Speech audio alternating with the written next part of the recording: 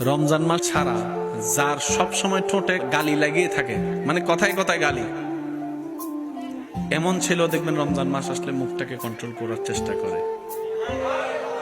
অর্থাৎ অন্য মাসে যে পাপগুলা যত সহজেই করে, রমজান মাস আসলে মুসলমান আমার ভাই বোনেরা সেটার প্রতি একটু লজ্জাবোধ করে। আল্লাহ পাক বলে যে এই জন্যই তো তোদেরকে আমি রমজান দিয়েছি, যেন নিজের উপর নিজে একটা প্র্যাকটিস করতে পারিস। এই রমজান মাসে পাপ থেকে বাঁচার প্র্যাকটিসটা কর, এখান থেকে শিখে বাকি 11 মাস পাপ থেকে দূরে থাকার চেষ্টা করে নিজের বাহির এবং ভিতরকে পবিত্র রাখার চেষ্টা কর। সুবহানাল্লাহ। রমজান মাস হচ্ছে মুসলমানদের জন্য ট্রেডিং এর মাস।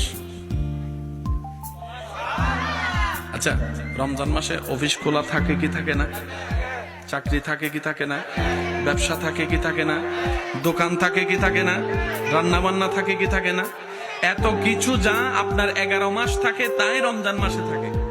কিন্তু আপনি দেখেন এই রমজান মাস আপনি কোনো না কোনো ভাবে নামাজের টাইম বের করে নিচ্ছেন, সুবহানাল্লাহ।